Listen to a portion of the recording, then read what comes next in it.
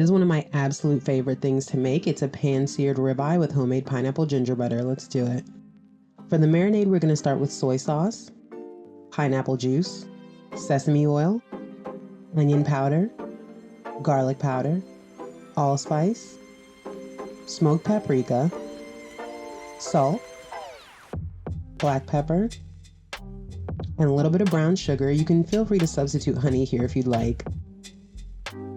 Then go ahead and mix that together until it's well combined.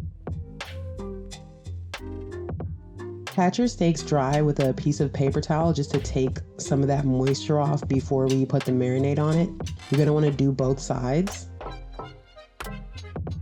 This was so well marbled. Oh my gosh. I was excited when I found this in the grocery store. And put your steaks into a Ziploc bag or any very secure container. You could also use a bowl with a cover, but you want to make sure that it's sealed really well. And go ahead and pour all of that marinade in there.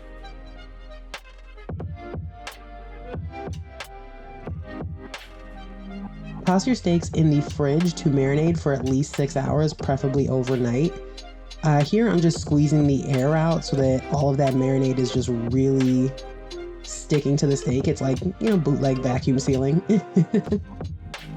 And then we're going to start on our compound butter. So we're going to start with softened butter. Take that out of the fridge about an hour before.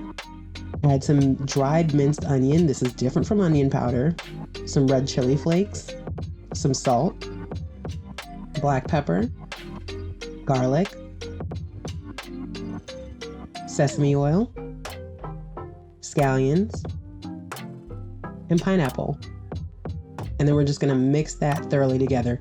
If you're noticing, I did miss an ingredient. That was the ginger paste. So I ended up having to go back and having to put that in there, which you're going to see.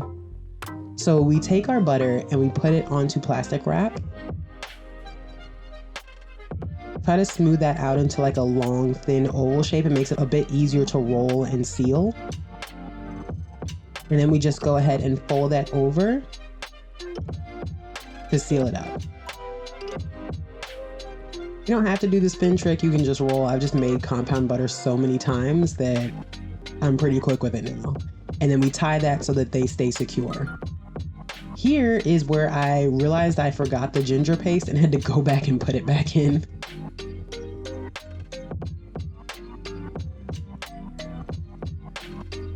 I was so salty, I'm not gonna lie, because that roll was perfect and I had to redo it. We take our steaks out about an hour before we're ready to cook to let them come up to temperature, and then we toss them into a screaming hot pan to sear on both sides. Depending on the thickness, you really don't want to do more than 1.5 minutes if you're looking for medium rare, or more than 3 minutes if you're looking for well done. Toss in a bit of our pineapple ginger butter, and then we just use that to baste the steak on both sides.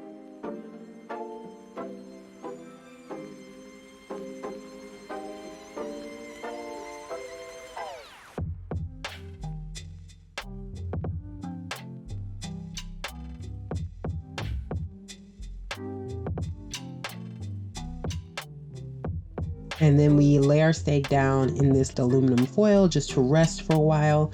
Let those juices flow back in so that when you cut it, it doesn't drain out.